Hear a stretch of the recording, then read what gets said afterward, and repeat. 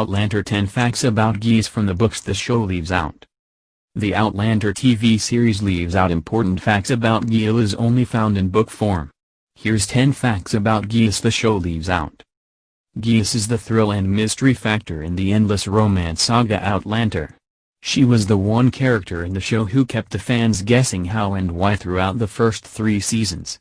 She first appeared as a healer wife of an influential man, a procurator fiscal by occupation, Arthur Duncan. Much like Claire, we too thought she was a beautiful naive woman with a little cynical outlook on life. However, she transformed into a dark character so strong and so soon than anyone could ever imagine.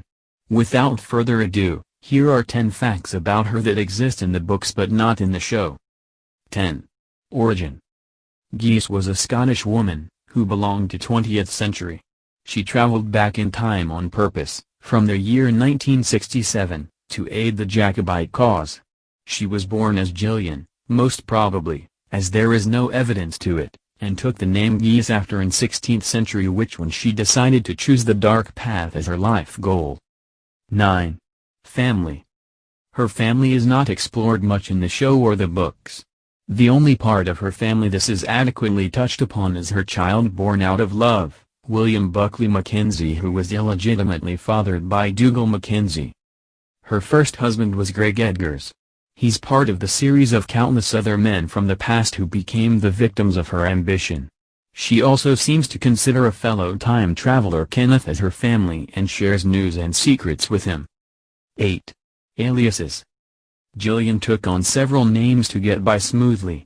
She was self-admittedly and openly a witch, which is not an accomplishment or an acceptable thing to do in the 17th or 18th century. So, she needed to cover her tracks.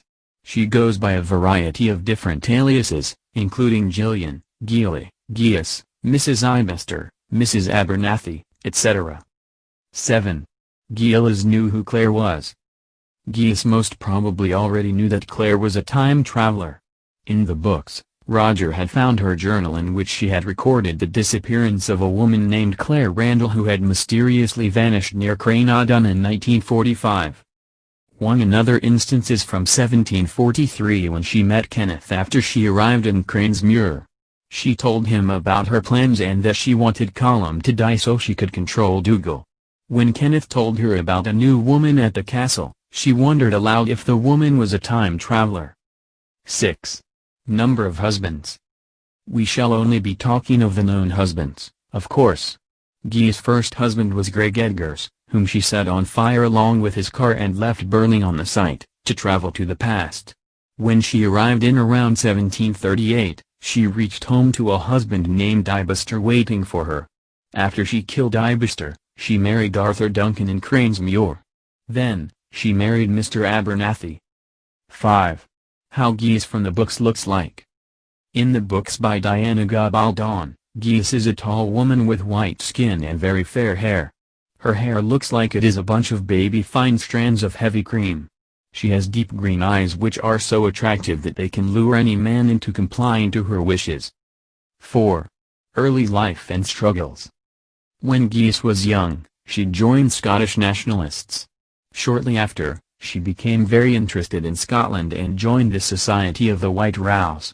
Just like its members, Geillis started dressing in 18th century clothes like kilts. They, and Geillis, used to talk in Gaelic and discussed body prints endlessly.